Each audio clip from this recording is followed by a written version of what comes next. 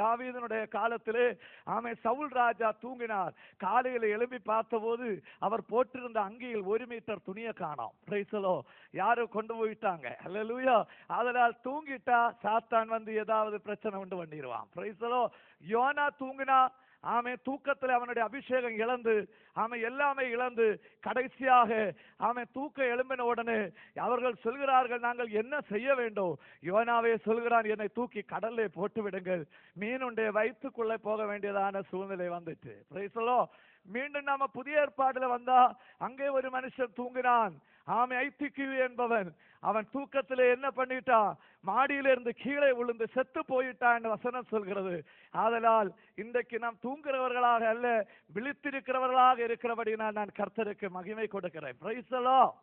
ஆமென், ஸ்தோத்திரம். நானே அநேகருக்கு தூக்கம் கிடைக்கிறதுக்காக செவிச்சிருக்கேன். ஏன்னா அநேகர் வந்து செவிச்சிருக்காங்க, பாஸ்டர் தூக்கமே இல்லை, டேப்லெட் போட்டா கூட தூக்க மாட்டேங்கிறோம், அதனால செவிக்கணும்னு சொன்னாங்க. ஒரு அம்மா இருக்காங்க, அவங்களுக்கு டேப்லெட் போட்டா தூக்கமே வராது. எவ்வளவு டேப்லெட் போட்டாலும் தூக்கம் வராது. ஆனா சர்ச்சுக்கு வந்து ஆராதனைக்கு மட்டும் இருந்துன்னு வச்சுங்க, 2வது பாட்டில் அருமையாய் தூங்கிடுவாங்க. அல்லேலூயா. அதனால் நான் நினைக்கிறது உண்டு, ஆராதனையில் ஸ்தோத்திரம் தூங்கினாலும் அது ஒரு மகிமைன்னு நான் நினைக்கிறது உண்டு. ஏன்னா வீட்டுல தூக்கம் இல்ல, தேவ பிரசன்னத்துல தூங்கி விடுறாங்க. Praise the Lord. அந்த அம்மா சொல்லிச்சு, நான் சர்ச்சில் போயிட்டா 2 பாட்டு படிச்சா உடனே எனக்கு அப்படியே தூக்கமா வரும். பின்ன வாயை திறந்து வச்சு பயங்கரமா தூங்குவாங்க. பின்ன மீட்டிங் முடியும் தான் எழுப்பி போவாங்க. ஆதலால் இந்த நாளில் நல்ல தூக்கத்தை கர்த்தர் நமக்கு கொடுத்திருந்தாலும் கூட தேவ சமூகத்தில் விழித்திருக்கிறது ஒரு பெரிய ஆசீர்வாதமாக, ஒரு பெரிய பாக்கியமாக நாம் கருதி கொள்வோம். அல்லேலூயா. ஒரு தடவை நான் ஒரு பெரிய போதகரோடு கேட்டுக்கொண்டேன், பாஸ்டர் ஏன் இன்றைக்கு அநேக சபைகளில் ஒரு நபராவது தூங்குறதை பார்க்கிறோம் என்று கேட்டேன். அவர் இப்படியாக சொன்னார், எந்த பெரிய மீட்டிங்களையும் சின்ன மீட்டிங்களையும் ஒரு நபராக தூங்குவார். நான் கேட்டேன், ஏன் பாஸ்டர் அப்படி தூங்குறாங்க? அது ஏன்னா அந்த பிரதர் வந்து அந்த சபையினுடைய எல்லா போராட்டத்தையும் அவர் தலைமையில வச்சிட்டு இருக்காரு. அல்லேலூயா. அப்ப 2வது கேள்வி கேட்டேன், அப்படின்னா ஏன் சில ஆராதனைகளில் 2 பேர்கள் தூங்குகிறார்கள்? அதற்கு அவர் நல்ல ஞானத்தோடு மறுபடி சொன்னார், ஒருவர் வந்து சபையினுடைய எல்லா பிரச்சனைகளையும் தலை எடுத்துருவாரா, இன்னொருவர் வந்து அந்த தேசத்தினுடைய போராட்டத்தை கூட தலையில வச்சு தூங்குவாரா. அதனால் பாக்கியுள்ளவங்க எல்லாம் அருமையா இருந்த ஆராதனை செய்வாங்க. Praise the Lord. ஆனா இதற்குள்ள யாரையும் நான் காணேன். எல்லாரும் தேவ வல்லமைக்குள் இருக்கிறீர்கள். மீண்டும் உற்சாகத்தோடு தேவ கிருபையில் ஆண்டவரை ஆராதிக்க தேவன் உதவி செய்வாராக. எண்ணாகமம் 14ஆம் அதிகாரம் 8வது வசனம் இந்த இரவு செய்திக்காக நாம் வாசிக்க கேட்போம். எண்ணாகமம் 14ஆம் அதிகாரம் 8வது வசனம். கர்த்தர் நம்மேல் பிரியமாயிருந்தால் அந்த தேசத்திலே நம்மை கொண்டு போய் பாலும் தேனும் ஓடுகிற அந்த தேசத்தை நமக்கு கொடுப்பார். எல்லா கண்களை மூடி ஆண்டவரோடு செவிப்போம். எல்லா கண்களை மூடி தேவனை நோக்கி எல்லாரும் செவிக்க ஆரம்பியுங்கள். ஆண்டவரே, இந்த இரவு வேளையில் நான் வந்ததில்லை, என்ன நீர் இங்கே கொண்டு வந்திருக்கிறீர். ஆண்டவரே, நானாக வரவில்லை, நீர் எனக்கு ஒரு உற்சாகத்தை கொடுத்து நீ எதையோ செய்ய என்னை இங்கே கொண்டு வந்திருக்கிறீர். ஆண்டவரே, நீர் என் வாழ்க்கையில் என்ன செய்து முடிக்க விரும்புகிறீரோ அதை நீர் செய்து முடிக்கும்படியாய் என்னை வாழ்க்கையை ஒப்பு கொடுக்கிறேன் என்று சொல்லுவோம். என் வாழ்க்கையும் அது சித்தத்திற்காக இந்த இரவு நான் விட்டு கொடுக்கிறேன். என் சரீரத்தை விட்டு கொடுக்கிறேன், என் ஆவி ஆத்துமாவை அர்ப்பணிக்கிறேன் என்று சொல்லுங்க. கர்த்தருடைய மகிமை இறங்கி வந்திருக்கிறது. அவர் நம்மோடு பேச போகிறார். அவருடைய பிரசன்னத்தால் நாம் நிரப்பப்பட போகிறோம். நம்மை முழுமையாய் ஆண்டவருக்காய் ஒப்பு கொடுப்போம். அந்த சத்தம் கேட்டபோது இஸ்ரவேல் ஜனங்கள் அவர்கள் ஆச்சரியம் அடைந்தார்கள். அவர்களுக்குள்ளே பயம் வந்தது. ஆண்டவரே, உமது சத்தம் நீ டைரக்டாக பேச வேண்டாம், மோசே எங்களோடு பேசும் என்று சொன்னார்கள். அவருடைய சத்தம் அவ்வளவு பலமானது. அவருடைய சத்தம் கடல் அலைகளை போல உள்ளது. அவருடைய சத்தத்திலே வல்லமை இருக்கிறது. அவர் சத்தத்திலே மான்கள் ஈனுகிறது. தேவனுடைய பெரிய பிரசன்னத்திலிருந்து புறப்படுகிறதான அந்த விடுதலையின் சத்தம் இன்றைக்கு இரவு ஆண்டவரை என் வாழ்க்கையை பார்த்து நீ சொல்லும் என்று சொல்லுவோம். அவருடைய வார்த்தை ரேமாவாக வெளிப்படட்டும்.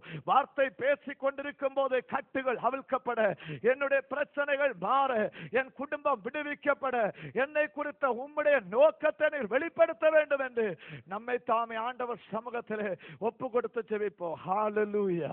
Thank you Holy Spirit of God. நன்றியோடு மை ஸ்தோத்திரிக்கிறோம். மகா பரிசுத்தம் இரக்கம் உள்ள எங்கள் அன்பு ஆண்டவரே, உமது சமூகத்தில் எங்களை அர்ப்பணிக்கிறோம் ஐயா. இந்த நாள் உமது சமூகத்தில் நாங்கள் அமர்ந்து இருக்கிறோம். உமது வார்த்தைகள் எங்களுக்கு கொடுங்க. எங்களோடு நீ பேசும்படியா ஜெபிக்கிறோம். இயேசுவின் நாமத்தில் ஜெபிக்கிறோம் பிதாவே. அந்த கரங்களை அடித்து நாம் தேவனை மகிமைப்படுத்துவோம். எல்லா கரங்களை கொட்டி ஆண்டவரை மகிமைப்படுத்துவோம். Thank you Lord Jesus.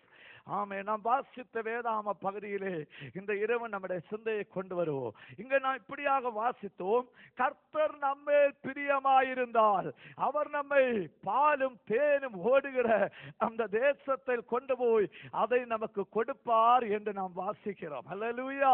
ஆமென். ஸ்தோத்திரம். ஆண்டவராகிய தேவன் எகிப்திலிருந்து மீட்டெடுத்ததான இஸ்ரவேல் மக்களை ஆமென் கானான் தேசத்தில் ஒரு பெரிய நோக்கத்தோடு நடத்தி கொண்டு செல்லுகின்ற தேவனுடைய மனுஷனாக்கிய மோசே இந்த இடத்தில் சொல்கிறதான வார்த்தையை தான் நாம் வாசிக்க கேட்டோம்.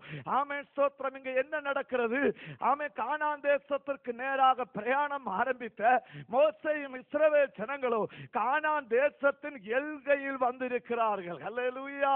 கழிந்த 2000 வருடங்களுக்கு முன்பாக இந்த கிறிஸ்தவ உலகம் ஆண்டவருடைய பெரிய லெக்கின்படி ஆமென் கானான் தேசமாகிய பரலோக ராஜ்யத்திலே ஆமென் ஸ்தோத்திரம் தேவ பிள்ளைகளை கொண்டு செல்லும்படியாக ரட்சிக்கப்பட்டவர்களை சபைக்குள்ளே ஆண்டவர் கொண்டு வந்து ஊழியர்காரர்களால் அவர்களை கட்டி எழுப்பி கானான் தேசத்திற்கு கொண்டு செல்கிறதற்காக ஆண்டவர் ஆமென் தன் சபையை கொண்டு வந்து கொண்டே இருக்கிறார். அல்லேலூயா. ஆனா இப்ப என்ன நடக்கிறது? ஆமென். இஸ்ரவேல் ஜனங்கள் கானான் தேசத்தின் எல்கையிலே வந்து விட்டார்கள். Praise the Lord. இந்த எல்கையில ஒரு பிரச்சனை உண்டு. என்னன்னா, எல்கையில உள்ளவங்க வந்து இந்த அவியல் பருவத்தில் இருப்பாங்க. அப்படின்னா ஸ்தோத்திரம் 2 மொழிகள். இப்ப எங்க ஊர் வந்து கன்னியாகுமரி, நான் அதுவும் பாரசாலை பக்கம் பார்டர்ல இருக்கிறேன். அங்க வந்து தமிழும் பேசிக்குவாங்க, மலையாளமும் பேசிக்குவாங்க. ஆமென். ஸ்தோத்திரம். எல்லா மக்களுக்கும் தமிழும் தெரியும், மலையாளமும் தெரியும். ஆனா உண்மையா சரியா தமிழ் தெரியுமானா தமிழ் தெரியாது, சரியா மலையாளம் பேசுவாங்களானா அதுவும் தெரியாது. ஆனா 2 மொழியும் கலந்து கலந்து பேசுவார்கள். அல்லேலூயா. இருந்தாலும் என்னை நீங்கள் புரிந்து கொள்வீர்கள் என்று நம்புகிறேன். அல்லேலூயா. அப்போ அவியல் பருவத்தில் உள்ள ஒரு வாழ்க்கை தான் இந்த எல்கை பகுதியில் உள்ள மக்களுக்கு இருக்கும். அதுதான் ஆமே ஆண்டவர் இயேசு சொன்னார், 10 கன்னிகைகள் தூங்கினார்கள், 10 பேரும் எழுந்தார்கள். ஆனால் 5 கன்னிகைகளுடைய கரங்களில் இருந்த விளக்கில் எண்ணெய் இல்லாமல் அந்த விளக்குகள் கெட்டு போயிட்டு. இன்றைய சபை தூங்குகிறதாகவும் எழும்புகிறதாகவும் இருக்கிறது. ஒரு அவியல் மாதிரி இருக்கிறது. எல்கைக்குள்ளே வந்திருக்கிறார்கள் ஜனங்கள். கொஞ்சம் பேர் வாஞ்சியா இருக்கிறார்கள், சிலர்கள் வாஞ்சை இல்லாதவர்களாய் இருக்கிறார்கள், ஜெபிக்கிறவர்களாய் இருக்கிறார்கள், சில வேளை ஜெபிக்காதவர்களாய் இருக்கிறார்கள், பரிசுத்தம் உள்ளவர்களாய் இருக்கிறார்கள், சில வேளை பரிசுத்தம் அற்றவர்களாய் இருக்கிறார்கள்.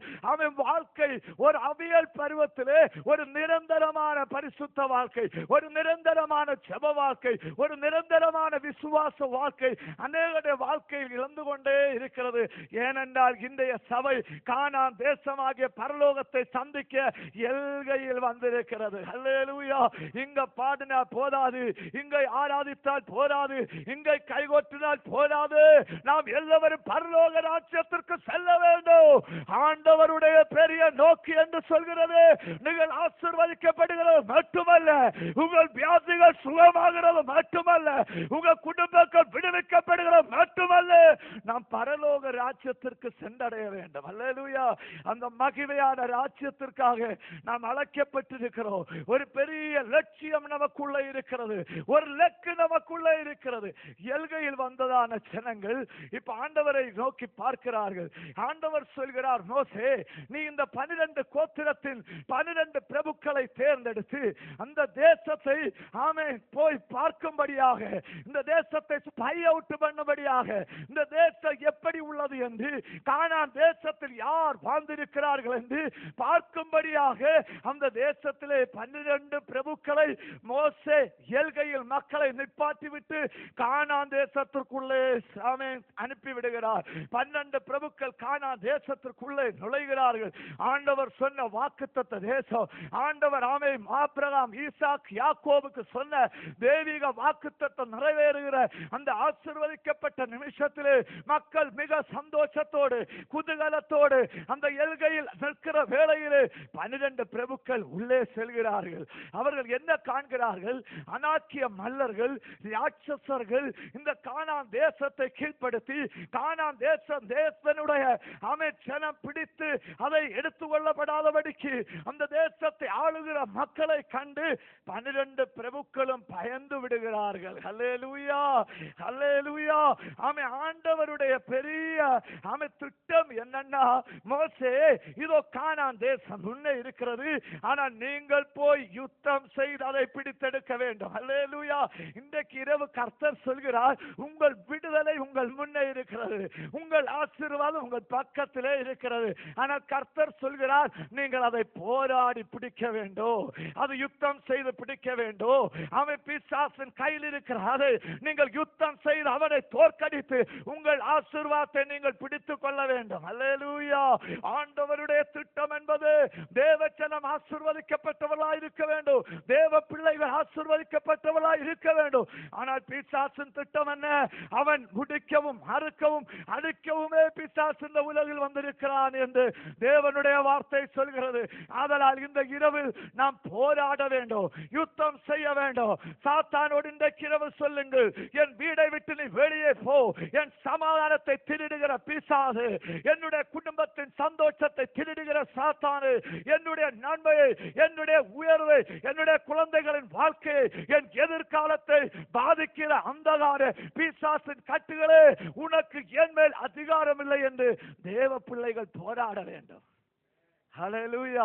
இந்த இரவு நாம் போராட வேண்டும், நாம் யுத்தம் செய்து பிடிக்க வேண்டும். அதுதான் ஆண்டவருடைய திட்டம். Praise the Lord. இன்றைக்கு அநேகர்கள் ஊழியர்களை யுத்தம் செய்ய முன்னே விட்டுட்டு இவங்க பேசாம பின்னாடி உட்கார்ந்துருவாங்க. ஹல்லேலூயா. பாஸ்டர் வேணா செவிக்கட்டும்னு நினைப்பாங்க. இல்ல இல்ல, நாம் சேர்ந்து மோசை மட்டும் யுத்தம் பண்ணால் நடக்காது, நாம் எல்லாம் சேர்ந்து யுத்தம் செய்யணும். ஹல்லேலூயா. அவர்கள் சேர்ந்து எரிகோ கோட்டையை சுற்றி வந்த போது என்ன நடந்ததா? அந்த கோட்டை இடிந்து கீழே விழுந்தது. Praise the Lord. இவ்வளவு பேருமாக சேர்ந்து நாம் இன்றைக்கு யுத்தம் செய்யும் போது ஆண்டவருடைய வல்லமை நமது குடும்பங்களை விடுவிக்க போகிறது, நம் வாழ்க்கையை விடுவிக்க போகிறது. எல்கையில் இருந்த மோசே அனுப்பின 12 பிரபுக்கள் இப்போது தேசத்தின் உள்ளே சென்று எல்லாவற்றையும் பார்த்து விடுகிறார்கள். ஆசீர்வதிக்கப்பட்ட தேசம், எங்கு பார்த்தாலும் பள்ளத்தாக்குகள், அருவிகள், நல்ல பார்க்குகள், நல்ல சிஸ்டமேட்டிக்கா இருக்கிற ஒரு நாடு, நல்ல செழிப்பான நாடு. ஆமா, எங்கு பார்த்தாலும் பாஸ்டர்ஸ், நல்ல கிராஸ் எங்கு நிரம்பி இருக்கிறது. அந்த நாட்டை பார்த்து மிகவும் சந்தோஷப்பட்டார்கள்.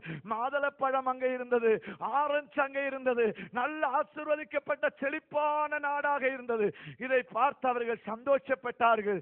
ஆனால் மறுபகுதியிலே பார்க்கும் போது அந்த தேசத்தின் பலசாலிகளாகிய அனாக்கிய மல்லர்கள், ராட்சசர்களை கண்டு அவர்களுடைய உள்ளத்தில் பயம் வந்தது. ஹல்லேலூயா. இன்றைக்கு அநேகர் அப்படிதான் ஆண்டவருக்கு என்று புறப்படுவாங்க. தேவன் சொன்ன வாக்குத்தத்தத்தை எல்லாம் முருகை பிடிப்பாங்க. ஆண்டவர் சொன்ன ஆசீர்வாதங்கள் எல்லாம் பெற்றுக்கொள்ள சந்தோஷத்தோடு பிரயாணம் ஆரம்பிப்பார்கள்.